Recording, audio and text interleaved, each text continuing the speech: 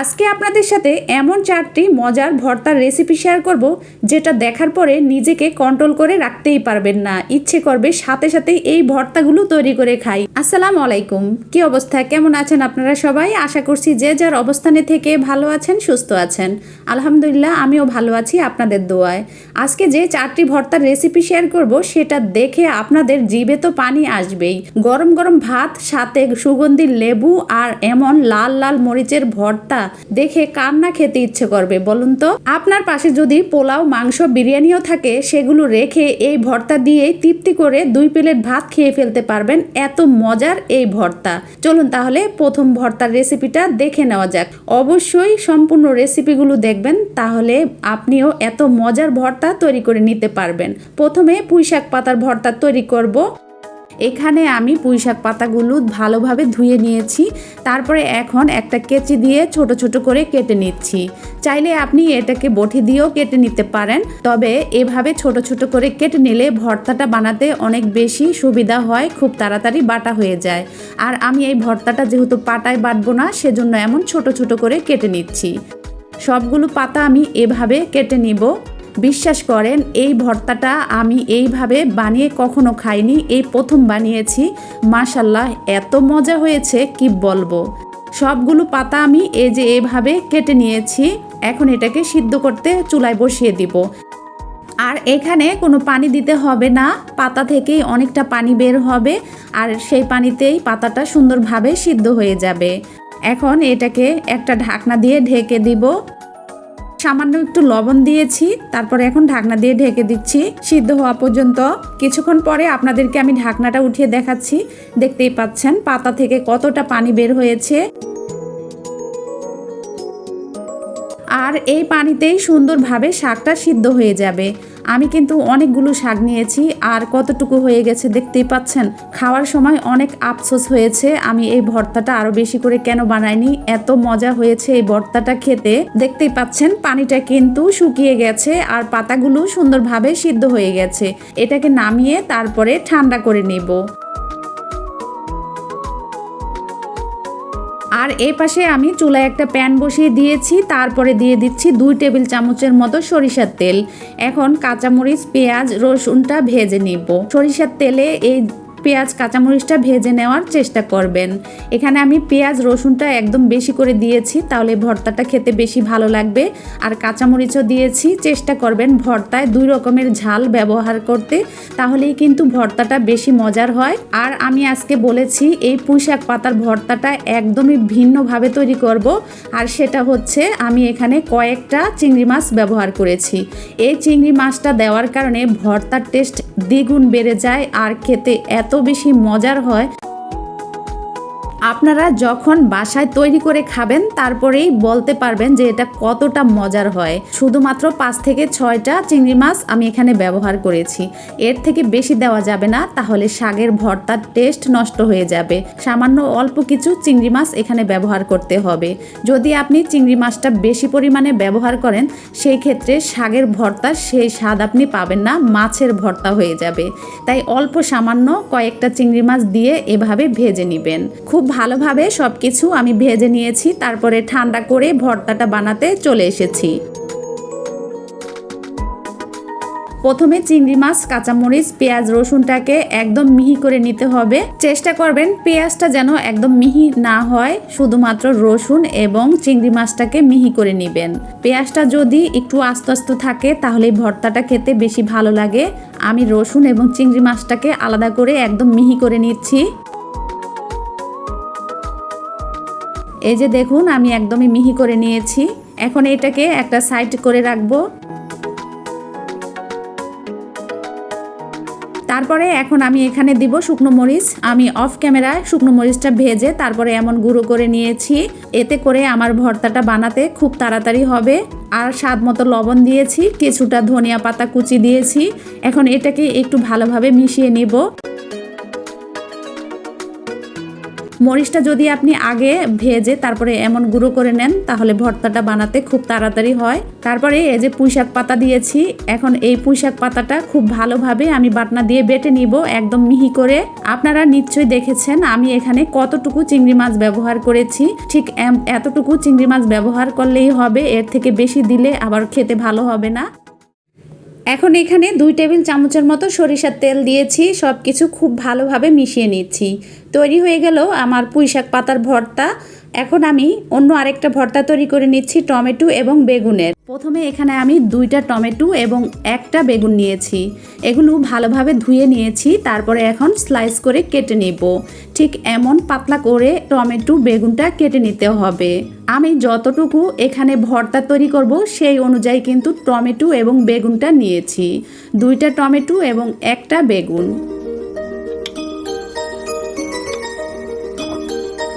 টমেটোগুলো কাটা হয়ে গেছে, তারপরে এখন বেগুনটা কেটে নিচ্ছি। বেগুনটা যেহেতু অনেক বড় তাই মাঝখান থেকে কেটে 2 ভাগ করে নিব। আর বেগুনটাকেও এভাবে পাতলা করে কেটে নিতে হবে, ঠিক আমি যেভাবে কেটে নিচ্ছি এইভাবে কেটে নেবেন।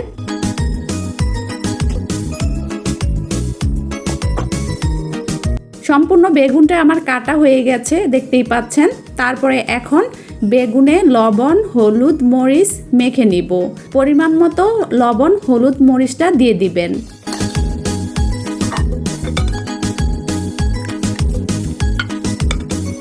হলুদ মরিচ লবণ দিয়ে তারপরে খুব ভালোভাবে মেখে নিব। ভালোভাবে মেখে নেওয়া হয়ে গেছে, তারপরে এখন এগুলো ভেজে নিব। প্রথমে চুলায় একটা প্যান বসিয়ে দিয়েছি, তারপরে দিয়ে দিচ্ছি পরিমাণ মতো তেল। প্রথমে এই ভর্তার জন্য মরিচটা ভেজে নিব। ঝালটা যে যেমন খেতে পছন্দ করেন সেই অনুযায়ী এখানে মরিচটা ব্যবহার করবেন। আর আমি ভর্তার ঝালের পরিমাণটা অনেক বেশি খেতে পছন্দ করি, তাই এখানে আমি বেশি করে মরিচটা দিয়ে দিব। আমি যে মরিচটা নিয়েছি এই মরিচগুলো অনেক বেশি ঝাল, এতটুকু মরিচেই কিন্তু ভর্তাটা অনেক বেশি ঝাল হয়েছে। মরিচটা ভাজা হয়ে গেছে, তারপরে এখন টমেটো এবং বেগুনটা ভেজে নিচ্ছি এই তেলের ভিতরে। একটু সময় নিয়ে মুচমুচা করে বেগুন এবং টমেটো ভেজে নেবেন, তাহলেই ভর্তাটা খেতে বেশি ভালো লাগবে। আপনারা যারা এতক্ষণ পর্যন্ত আমার সাথেই ছিলেন আর একটা লাইক দিতে ভুলে গিয়েছেন, প্লিজ একটা লাইক দিয়ে দিবেন। আপনার একটা লাইক পারবে আরও অনেকের কাছে আমার ভিডিওটি পৌঁছে দিতে। এই যে একটা পাশ হয়ে গেছে, তারপরে এখন আমি এটাকে উল্টিয়ে দিচ্ছি। আমি এগুলো আরেকটু সময় নিয়ে আরেকটু ভাজা ভাজা করে নিব। দেখতেই পাচ্ছেন আমার কিন্তু ভাজা হয়ে গেছে, ঠিক এমন করে ভেজে নিলেই হবে। তারপরে বাকিগুলো একইভাবে ভেজে নিব। বিশ্বাস করেন এই ভর্তাটা খেতে যে এত বেশি মজার হবে আমার ধারণাই ছিল না। আমি বানিয়ে খাওয়ার পরে 1 সপ্তাহ পর্যন্ত এই ভর্তার স্বাদ আমি ভুলতে পারিনি। তারপরে সব কিছু ঠান্ডা করে এখন ভর্তাটা বানাতে চলে এসেছি। এখানে মরিচটাকে প্রথমে লবণ দিয়ে ভালোভাবে ডলে একদম গুঁড়া করে নিব। এই যে আমি গুঁড়ো করে নিয়েছি। তারপরে এখন এর সাথে পেঁয়াজটাকেও মিশিয়ে হাত দিয়ে ডলে একদম সফট করে নিব। পেঁয়াজ মরিচ একসাথে ভালোভাবে ডলে তারপরে এটাকে একদম সফট করে নিতে হবে। তারপরে এখন এই যে বেগুন আর টমেটো ভালোভাবে মেখে নিচ্ছি।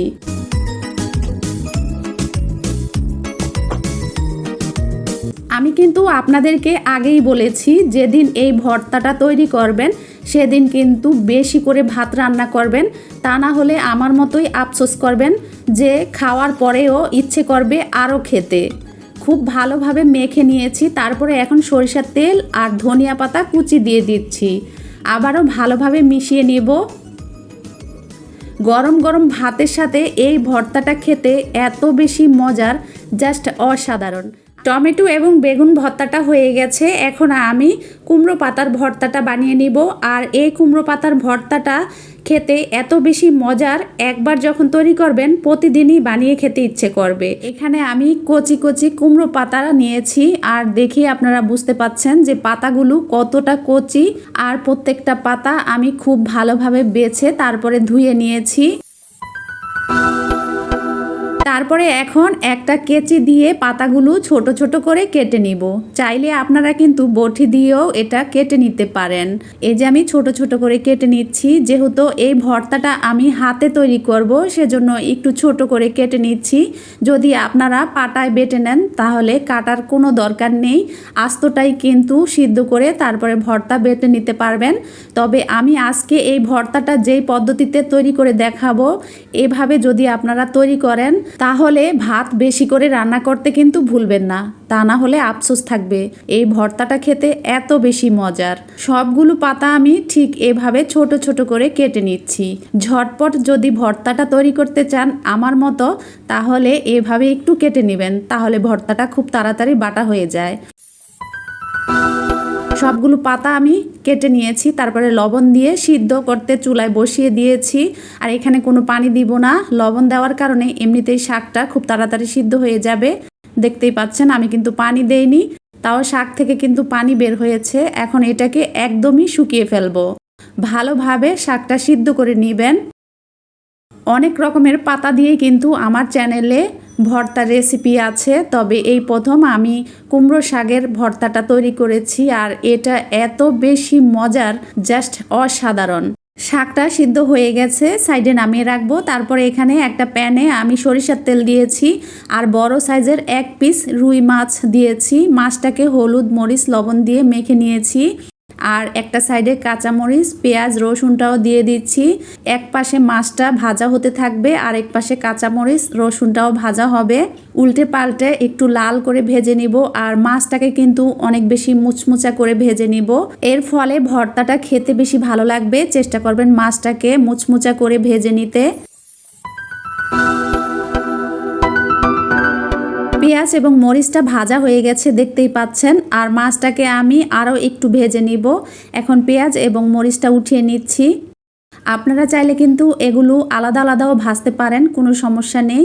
তবে আমি সময় বাঁচানোর জন্য একসাথেই ভেজে নিয়েছি। তারপরে এখন মাছটাকে ঝুরার মতো করে নিচ্ছি। ওই যে আপনাদের বলেছি একটু মুচমুচা করে ভেজে নেবেন, ঠিক এভাবে করে নিলে বেশি ভালো হবে। কাঁটাটা আলাদা হয়ে যাবে আর মাছটাও ভিতর থেকে খুব সুন্দর ভাজা হবে। খুব ভালোভাবে সরিষার তেল দিয়ে এই মাছটাকে একটু মুচমুচা করে ভেজে নিলেই হবে।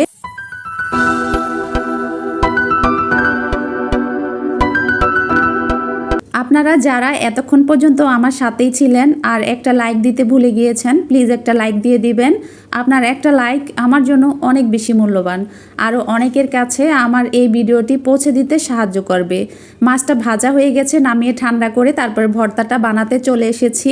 প্রথমে পেঁয়াজ রসুন কাঁচামরিচ এবং লবণটা একটু মিহি করে নিচ্ছি। আর এখানে আমি শুকনো মরিচটা ভাজা দেখাইনি, অফ ক্যামেরায় শুকনো মরিচটা ভেজে তারপরে হাত দিয়ে এমন ডলে তারপরে গুঁড়ো করে নিয়েছি। এখন এই সব কিছু একসাথে একটু হালকা করে মিহি করে দিব। একদমই মিহি করার দরকার নেই, হালকা একটু আধা বাটা করে নিলে বেশি ভালো হয় ভর্তাটা। আর বাটনা দিয়ে ভর্তা তৈরি করলে ভর্তার স্বাদ দ্বিগুণ বেড়ে যায়, এত বেশি মজা হয়। আর অল্প সময়ে কিন্তু এই ভর্তাটা তৈরি করা হয়ে যায়। আমি এই যে সব কিছু একটু আধা বাটা করে নিয়েছি, দেখেই বুঝতে পাচ্ছেন। পেঁয়াজটা কিন্তু আমি একদমই মিহি করিনি। এখন এগুলো একটু সাইড করে রেখে দিব। আমার চ্যানেলে অলরেডি অনেকগুলো শাকের ভর্তার রেসিপি দেওয়া আছে, তবে আজকের এই ভর্তাটা একদমই ভিন্ন স্বাদের তৈরি করেছি। আর এটা খেতেও এত বেশি মজার হয়েছে, আপনারা ট্রাই না করলে বিশ্বাসই করবেন না। তারপরে এই যে মাছটাকে আমি একটু বেটে নিচ্ছি। মাছটাকে এমনভাবে ভেজেছি একদম বাটনা দিয়ে খুব তাড়াতাড়ি মিহি হয়ে যাচ্ছে। একদম মুচমুচা করে কিন্তু আমি এটা ভেজে নিয়েছি।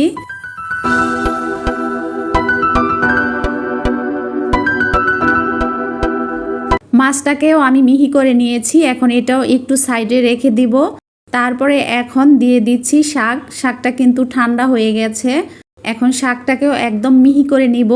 অবশ্যই শাকটাকে এভাবে মিহি করে নেবেন, এটা কিন্তু আস্তে আস্তে রাখা যাবে না, তাহলে ভর্তাটা খেতে ভালো লাগবে না। বাটনা দিয়ে একদমই মিহি করে নেবেন। দেখতেই পাচ্ছেন আমি কিন্তু একদমই মিহি করে নিয়েছি। আর এটা এত সুন্দর সিদ্ধ হয়েছে, সুন্দরভাবে কিন্তু এটা মিহি হয়ে গেছে। এখন আমি সব কিছু একত্রে মিশিয়ে নিব।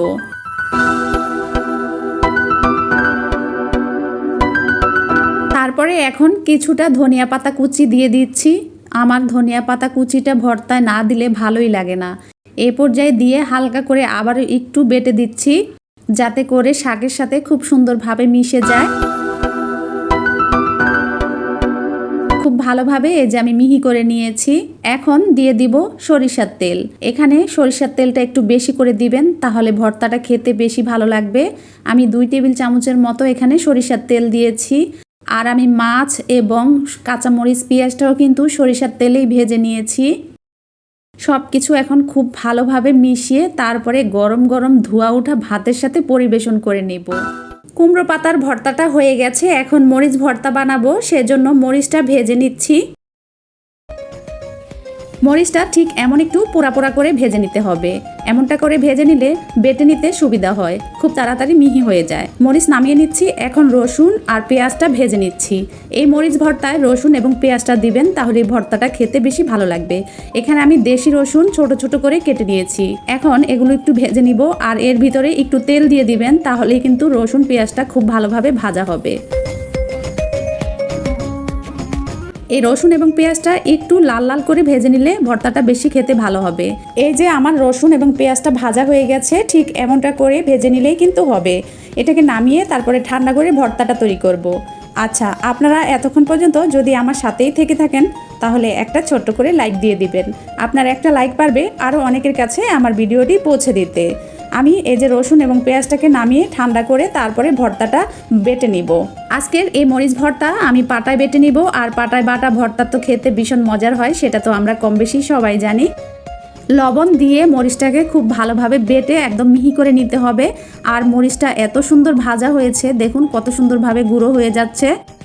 এমনভাবে যদি মরিচটা ভেজে নেন তাহলে বাটতে অনেক সুবিধা হয়। একদম মিহি করে আমি বেটে নিয়েছি। তারপরে এখন এখানে রসুন দিয়ে দিব। মরিচটাকে একদম প্রথমে মিহি করে বেটে তারপরে রসুনটা দিবেন। রসুনটাও আমি একদম মিহি করে বেটে নিব। এই মরিচ ভর্তাটা গরম ভাত অথবা খিচুড়ির সাথে খেতে ভীষণ মজার হয়। আর এই ভর্তাটা আপনি অনেক দিন পর্যন্ত সংরক্ষণ করেও রাখতে পারবেন। একটা এয়ারটাইট বক্সে করে নর্মাল ফ্রিজে রাখলে অনেক দিন পর্যন্ত ভালো থাকে। আমি এভাবে করে তৈরি করে অনেক দিনের জন্য রেখে দেই, আর এটা খেতেও ভীষণ মজার হয়। একদমই মিহি করে রসুন এবং পেঁয়াজটাকে আমি বেটে নিচ্ছি।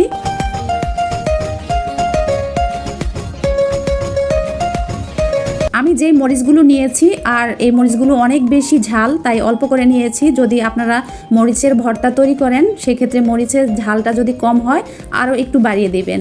মরিচ ভর্তায় যদি মরিচের পরিমাণটা বেশি দেন, তাহলেই কিন্তু এই ভর্তাটা খেতে বেশি ভালো হয়।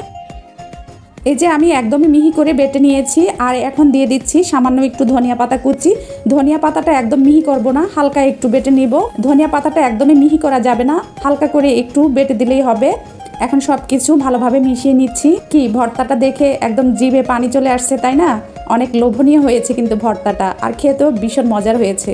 যারা ঝাল খেতে পছন্দ করেন তাদের তো এটা একদমই পারফেক্ট একটা ভর্তা।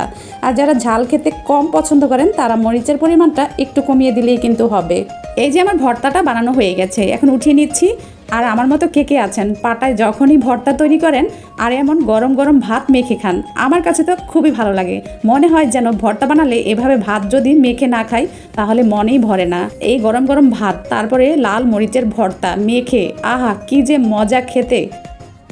জানি তো আপনাদেরও কিন্তু জিভে পানি চলে এসেছে। চলে আসুন, আপনারা সবাই আমার সাথে শেয়ার করবেন। আমি তো খেতে খেতে বিদায় নিচ্ছি। রেসিপিটা দিয়ে রেখেছি, আপনারা অবশ্যই বাসায় ট্রাই করবেন। দেখতেই পাচ্ছেন কতটা লোভনীয় লাগছে। চলুন আপনাদেরকেও একটু খাইয়ে দেই। মাশাআল্লাহ, দেখতেই পাচ্ছেন ভর্তাগুলো কত বেশি লোভনীয় হয়েছে। আর এভাবে বাসায় ট্রাই করলে আমাকে জানাতে ভুলবেন না। আজকে এ পর্যন্ত, আল্লাহ হাফেজ।